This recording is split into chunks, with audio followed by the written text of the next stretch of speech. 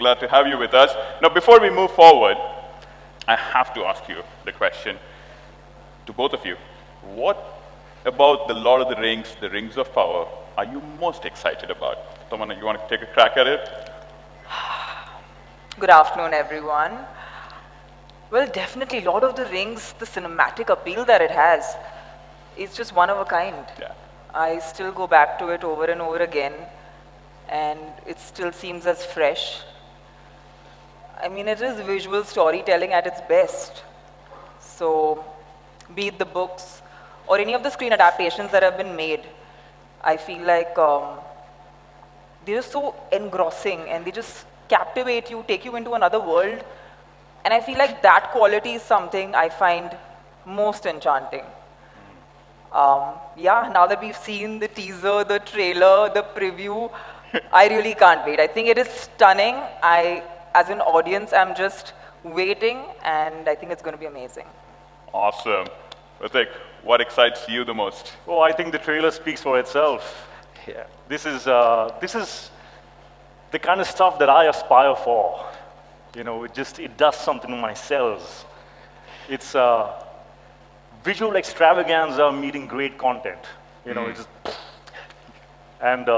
I'm just excited and thrilled that I'm going to be able to watch The Middle Ages on Prime Video on 2nd September.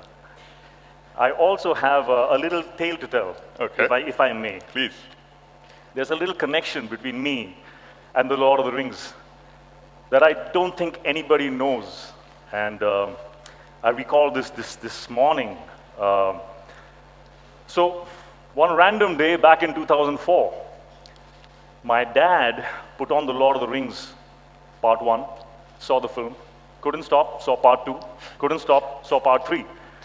And then he gave me a call, and he was just talking about the way they've used this one great, incredible idea, and then progressed and had this progression which was so incredible. And why can't we do that? So I said, okay, yeah, what are you talking about? And he said, why can't we take Koi Mil Gaya, which is one of our previous films, and have a progression and build on that? And that was the birth of Krish. Wow. So if there was no Lord of the Rings, there'd be no Krish. So I'm going to take this opportunity to give my little thanks to the Lord of the Rings for making Krish happen. Awesome. Well, thank you, Tamannaah. Thank you, Hrithik. It's been an absolute labor of love for us bringing this series to you. And we hope fans everywhere not only enjoy it, but also see the sincerity that we have attempted with in bringing Tolkien's work to life, right? And I thank you once again. I will now leave you to fans of The Lord of the Rings to bring on the stage the amazing team behind the series. All yours now. All right, thank you. Thank you. Ladies and gentlemen, big round of applause for Sushant Sriram. Come on, we can do better. Yeah. This is truly an exciting moment for me and us, the fans of the fantasy franchise right now. And I am not going to take any fans of Hrithik and Tamannaah. Over to you guys. Thank you, Xerxes. Thank you very much. It's indeed a matter of great honor and privilege to be interacting with the magnificent team behind this epic series. And I think the time has come. So ladies and gentlemen, please put your hands together for our incredible showrunner, Mr. J.D. Payne.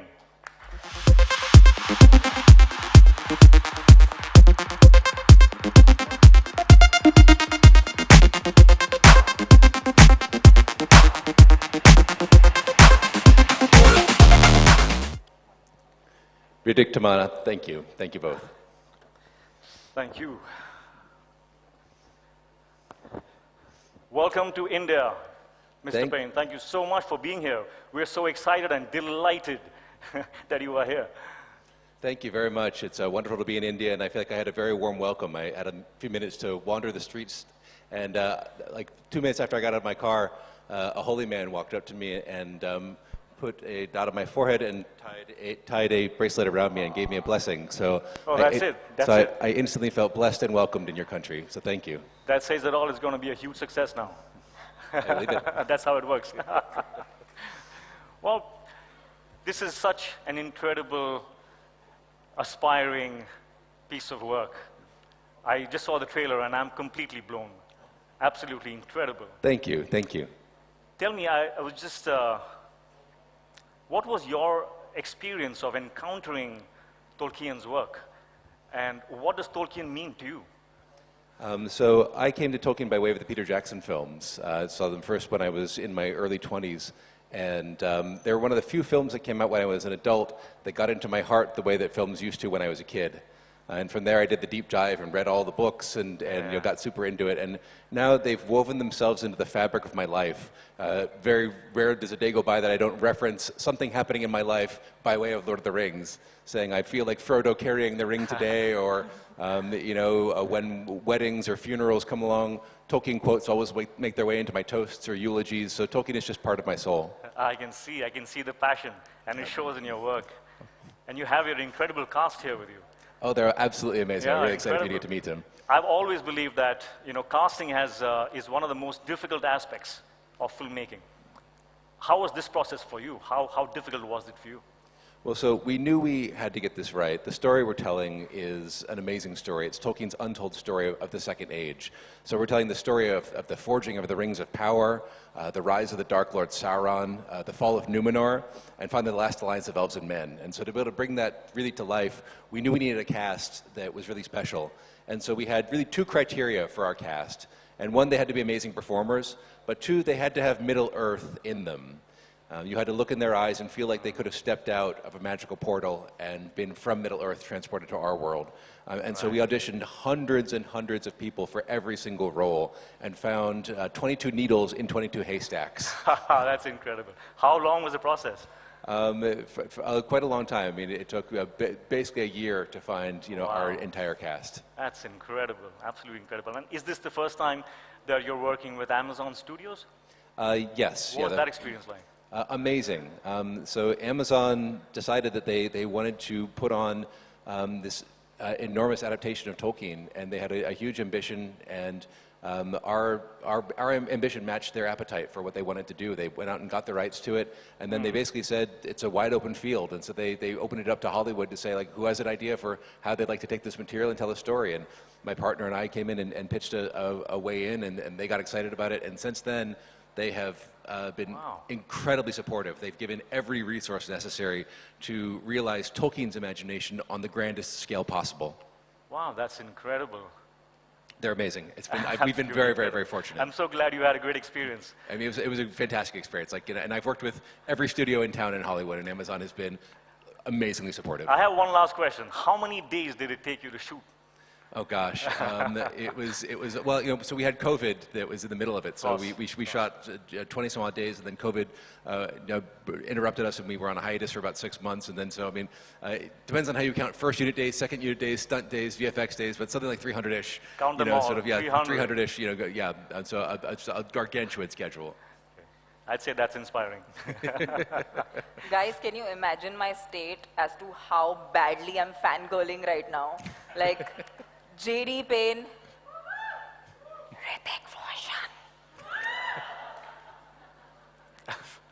J.D. Payne, welcome to India. How has it been for you? I really want to know. Oh, it's been fantastic. It's been really fantastic. I've dreamed of coming to India my entire life. I've admired this entire country from afar, and had Indian friends since I was a young boy. My first Indian friend was Aviv Bhatia, that I used to play soccer and football with when we were 10 years old, and you know, and I've had Indian friends ever since, and so it's beautiful to finally come to this wonderful, wonderful place.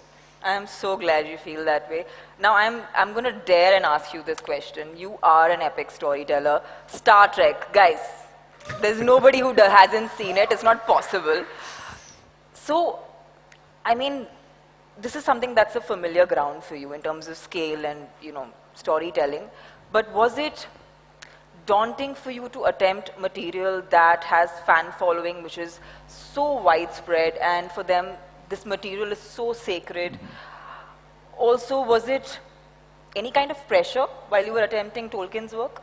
Well, I mean, the biggest pressure was the pressure that Patrick and I put on ourselves, simply because there's such a need for what Middle-earth can bring to our world. there's a real darkness in our world right now. There's a lot of people who are in a lot of pain. Political darkness, economic darkness, social darkness, just a lot of challenges. And Middle-earth speaks to people in their soul.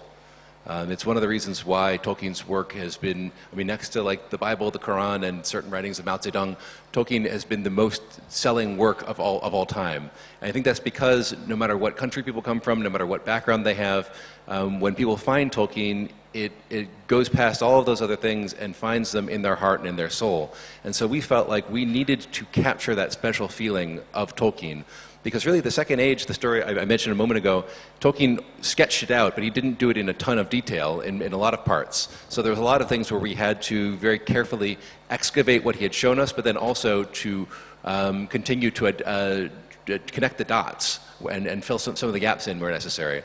So we tried to do that in as Tolkienian a way as possible to be able to bring that light and that feeling of Middle-earth. And I could say that one of my best moment so far was we showed some Tolkien superfans about 20 minutes of the show, and we were sort of flies on the wall sitting in the back of the auditorium, and I heard someone asked, well, what did you guys think of it? And one of them said, you know, it just feels like Middle-earth. And I spontaneously broke into tears. And I was like, that's all I wanted to accomplish. That is amazing. Well, हम पहली बार कर रहे हैं यार, एक ताली तो मार लो हमारे लिए. Thank you, guys.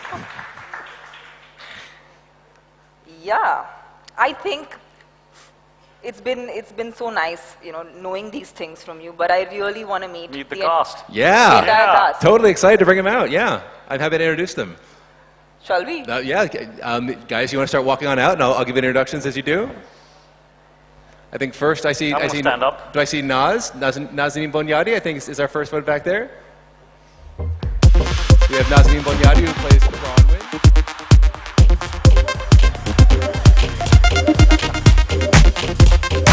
And Megan Richards, who plays Poppy. Poppy Proudfellow, I should say. And we have Tyro Muhammedin, who plays Theo.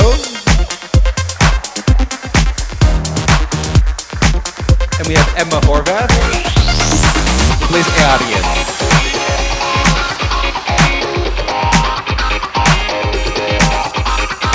And Rob Aramayo, Elrond Kennedy.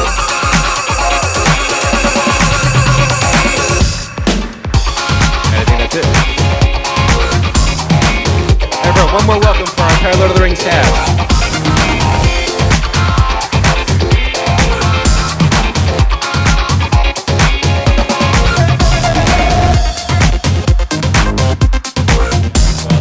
Second age, so he's much younger than the trilogy or anything like that. He's half elven, which is a sort of unique thing in the elven world. He's young, he's ambitious, he's serving his king, and yeah, curious about different cultures and stuff. Was it fun? Very fun. Very Was it fun. hard? Very hard, yeah. Yeah. Then it was fun. Nazanin, can I ask you a question? Yes, please. So you play Bronwyn of the Southlands, Yes. and she's a healer. So what we've seen in the trailers, she's extremely powerful, yet she's nurturing. So from where did you draw the strength to play a character this magnanimous? Thank you for the question. It's so good to be back in India, and thank you for your warm welcome and hospitality. I love playing Bronwyn because she is so multifaceted. She's, as you said, a healer, a single mother to a rebellious teenage son played by Tyro, in a forbidden romance with an elf, Arondir, who is tasked with watching over the Southlanders. I play a Southlander who historically, her ancestors chose the wrong side. They chose evil over good, and she's trying very hard to redeem them. What I love about her is that she is very resilient and strong, as you said, as well as nurturing. And I was going to be a doctor before I started acting. I have a degree in biology, so that side of her, the healing side, resonates with me. But also her determination to redeem her people and to liberate them from the forces of evil of their past, the shackles of their past, really resonates with me as an activist because I'm a long-time activist for my homeland, Iran, human rights activist. And women in Iran and in many places in the world are at the forefront of the move towards democracy, freedom, and human rights. And so that's where I drew inspiration. That's amazing. That's amazing. And may I just say, I have seen your work, and I think you're an incredible actor. And thank you for all the wonderful things that you're doing and you're standing for. Thank you very much. Thank you. Excellent. Tyro, my man. How's it going? You play Theo, right? Yes. And you're the youngest of them all. Looks like it, yeah. What was it like? What's the experience, man? Well, I mean, I think this is kind of big for everyone because it's not every day you get to work on The Lord of the Rings, which is huge. But, you know, thank you to JD for entrusting me with the role, given my inexperience, I guess you could say. But, no, I think the whole cast has been really, really, really supportive and, you know, have really taken me under their wing, especially Naz. You know, I was very, very nervous and anxious. I came from working on sets with like 5 people as the crew to hundreds. And, you know, it was very, very overwhelming. But, you know, with J.A. and, you know, Wayne and Charlotte and Naz, Ismail, Ian, everyone that I worked with just made me feel so comfortable and helped me do my job, which is ultimately the most important thing. And yeah, I went from Perth to Mumbai in front of all these beautiful people, and I'm here. And yeah, how's it going, everyone? Yeah, I'm truly, truly blessed. That's amazing, man. You almost look in character. Oh, yeah. I like it. I like the style. Thank you. It's a Middle Earth orange. It's Middle Earth orange. And Charles, Yes. hi. Yes, hi. Seen your work, big fan. Thank you very much. Everyone knows the famous Elven characters of Galadriel and Elrond, but I believe there is no story without you. Do you agree? I'd have to agree with that, yes. Good answer. Although, no, obviously there are many, many other stories and themes in Tolkien and in our show, but ultimately the story of the Rings of Power is the one that brings them all to a head. But that's what's so interesting about Tolkien. For such a major storyline, he gives Celebrimbor very little page space. He's mentioned briefly, and those contradict each other, those mentions. So what our hunt, the showrunners, myself, the heads of department, the directors and the writers, is to find the hooks that Tolkien has given us, hang a few things on there, see how that goes, and then rummage around in the wardrobe a little more, see what else one can find in there, a few more hooks, a few more bits and pieces, hang it all up and see how it looks. And it's also the first time that Celebrimbor has been featured in a live-action adaptation of Tolkien's stories, so I'm very much looking forward to seeing what you all think about him. Amazing.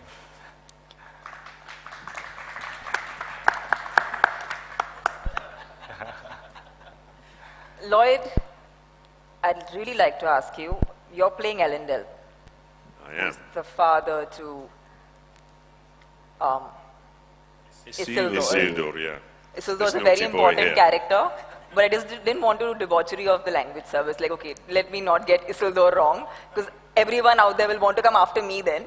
So, so definitely, you're playing the father to Isildur and Eärien, who's played by Maxim and Emma. So, can you tell us what do we expect out of the series, and what is this world, and what's been the experience for you being a part of this? Thank you for the question. First of all, it's really, really good to be back in India too, like Naz. I've had a beautiful experience working here in the past, so very happy to be back.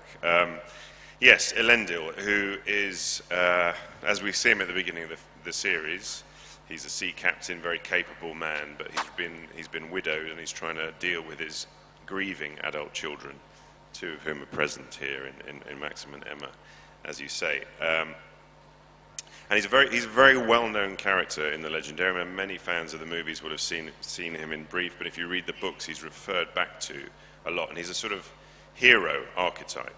And he's very dear to a lot of the fans' hearts for that reason, because of his ultimate self-sacrifice at the end during the alliance of elves and men, where he dies in the act of trying to defeat Sauron. So, but again, rather like Charles was saying about Celebrimbor, there are only these sort of limited signposts along the way that Tolkien gives us. So there's this great sort of responsibility and privilege and excitement to be able to fill out those gaps. And where we see him at the very beginning is this one. Tolkien's Atlantis is Numenor, the island of Numenor, where Elendil comes from. And at this point in the story, Numenor is at its absolute peak, but it's right on the precipice between a sort of more nationalist side of the island, which feels they need an independence from the elves, and a more faithful side. And Elendil is very much torn between those two parts of society, between his head and his heart. His head is rational, pragmatic, trying to keep his family safe, and his heart is drawn towards the faithful. And something of the schism in that society is also reflected deep in the family within his children, so that there's a lot for him to deal with at the beginning. And I'm very excited to chart this man through that journey. So yeah, I'm very, very privileged and very excited to be here. As an actor being on the set, the adaptation of Numenor, nobody's ever seen this world. So how is it to be on a set which so many people have imagined but never really seen? You were actually there, so what was the experience like? It was genuinely extraordinary in the sense that in the modern world we expect everything to be CGI now, but we built Numenor, we built the capital city of Numenor, and it took 6 months to build. And I remember the first day walking onto that set was quite an extraordinary experience. I was with JD and he showed me around, and just the attention to detail, the amount of skill and brilliance in every department on this job, and ultimately the dedication and love that you feel. So they built the city from the ground up, and you can feel the history and how architecture changed over centuries, where loyalties lie, and the changing face of the landscape around it. Because that was also, I think my second day on set was filming a sequence on the beach with Galadriel as we're riding our horses. And again was with JD, and we realized that this is the first time that we'd seen the geography of Numenor, the physical geography of Numenor. And that was another beautiful moment to think, wow, I'm actually the first person to be part of that. So that was super exciting. And there's one member of our security team from Amazon who walked us back when we were in Comic-Con, walked us back to the hotel. And she said, I've been told not to talk to the actors and geek out about Lord of the Rings. I was like, come on, geek out. Let's see what you got. But she'd said both her parents were fans of Lord of the Rings. She'd read it. She'd read the Silmarillion. She'd watched the movies. And she said, and when she saw Numenor on screen for the first time, she'd seen the first 3 episodes, she said she just burst into tears. And I took that as a really, really good sign that oftentimes when we read the books, our imagination is really powerful, but somehow this exceeded her expectations, or should I say enhanced her expectations of what Numenor was. So I was really, really pleased about that. That's really amazing. All I'm thinking is I wish I had that voice. I know, it's a great voice, isn't it? It is. It's a little deeper after the aeroplane you can flight use we it, just right? took, You know how to but, use it. Lloyd, the thing is, most of the times I sound like you. So I have a hard time sounding like me. Maxim, Isildur, huh? Yes. How does it feel? Because this is the character that everyone is waiting to watch. And it has fans all over the world. So where does this arrive in the series?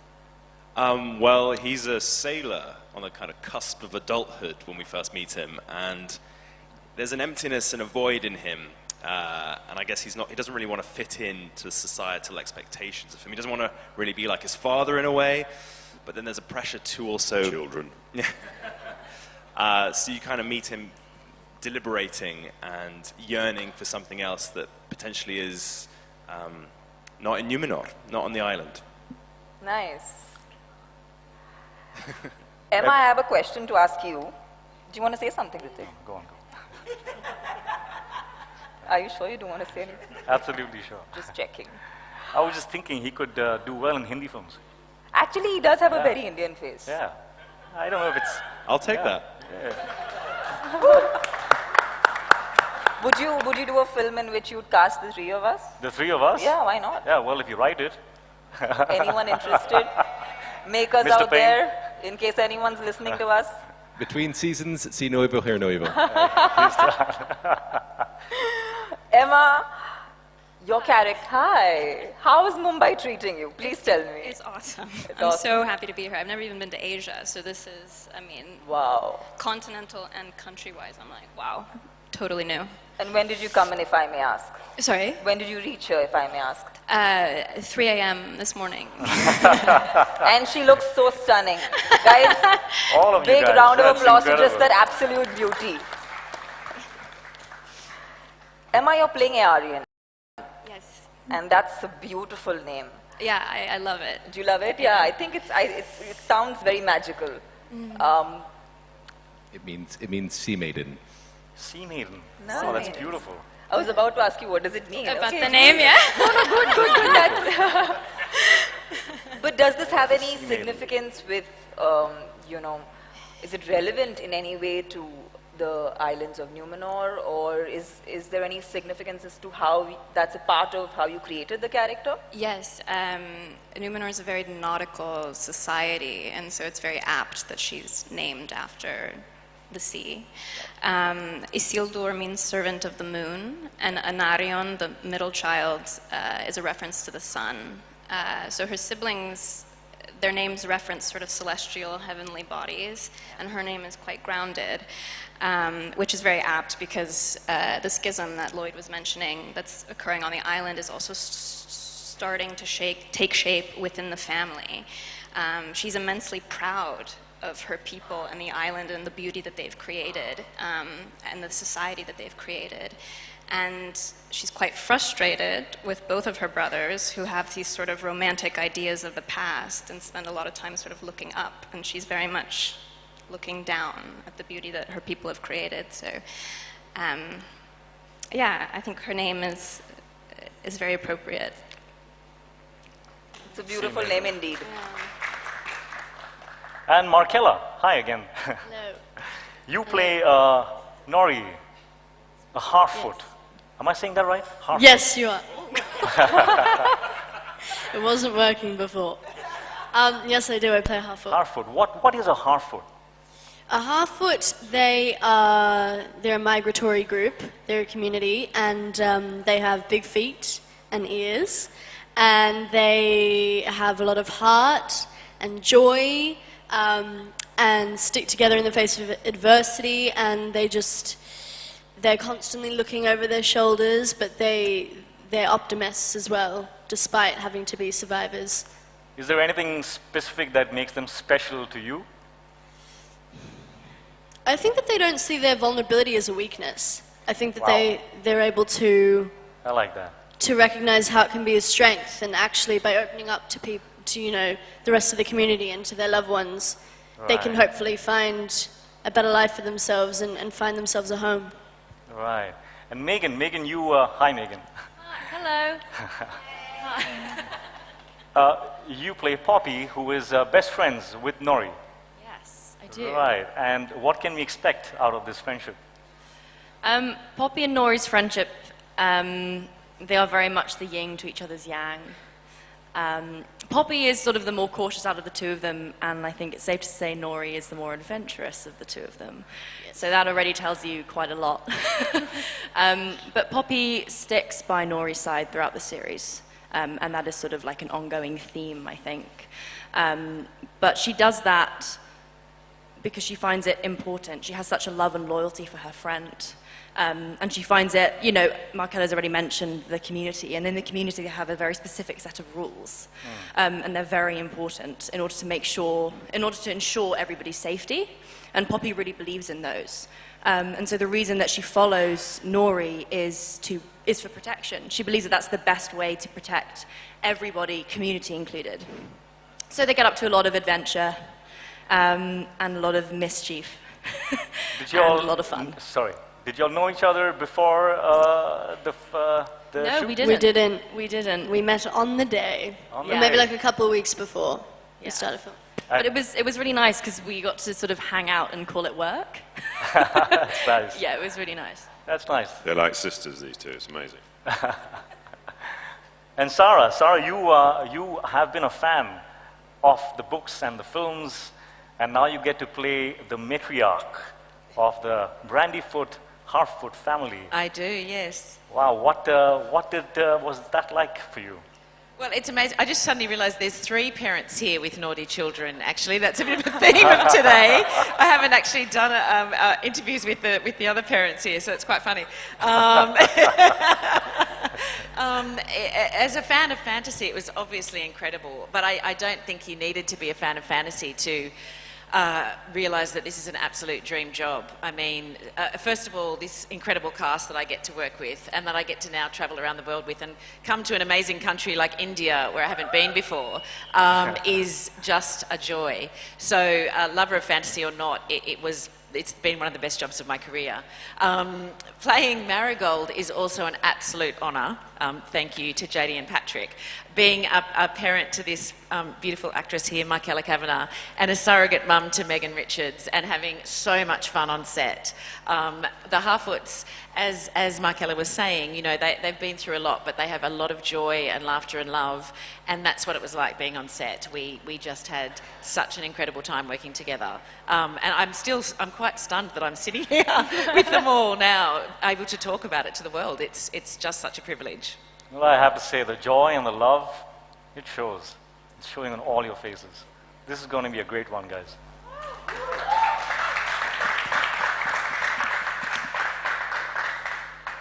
JD, to round this off, do you have anything that you want to tell our lovely audiences? And also, do my elfish ears make a cut? I'd like to know. They're wonderful. I mean, you would actually have to cut them a little bit to help them make the cut, but but they're close. They're close. Okay, good. Let's talk. Have your people call my people. That sounds like a plan. Well, I just wanted to reiterate what a special group of people you have in front of you right now. It's been my great joy to work with them each over the course of several years now, and I look at them each and have a dozen stories that pop into my mind for every single one of the people here. And you're just getting a small taste of it now, but each of them in some moment of the season will take your breath away. They truly have that special something that is part of Middle-earth that is inside of them that they've managed to capture with these characters, and the world is going to discover it very soon. And also, a few last things I'd love to say is that I take it here, many people are fans of Tolkien, but if you haven't ever experienced Tolkien before, if you've never even worn a ring before, and have no idea or if you wandered off the street, or if this is reaching someone who hasn't experienced Middle-earth, you don't need to know anything about Tolkien to enjoy this show. You can walk in off the street having never seen any of the movies, having never read any of the books, and the show will sweep you away and tell you all that you need to know about Middle-earth, and then hopefully point you back to the books because they're really worth doing the deep dive on. They're books that really stay with you and get inside of you in a very unique and special way. This is a time in the world when we need a little bit of Tolkien and we all need a little bit of Middle-earth. So we hope that you're able to enjoy the show and feel that special thing that each of these people has been such a foundational part of bringing to life these years. So thank you very much for having us here. We really appreciate it. It's amazing.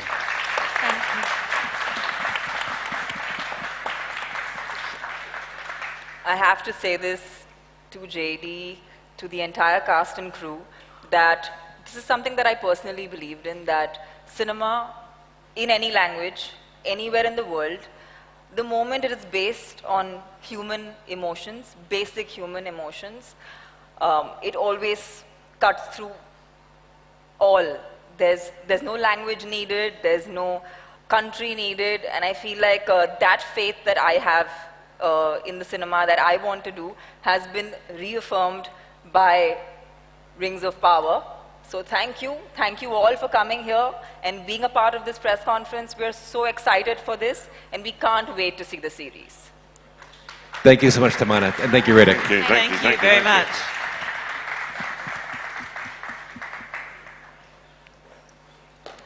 Wasn't that a wonderful... Sorry, I didn't mean to pull a ring of power on you. But yeah, wasn't that a wonderful moment for all us fans of the Lord of the Rings? Let's give them a huge round of applause and the wonderful cast and crew of Lord of the Rings, the Rings of Power. It's a perfect opportunity for a photo op at this point, yeah? Yeah, let's have Gautam, Albert, and Sushant back on stage for a wonderful photo op with the cast and crew, Hrithik and Tamannaah. Nikalo.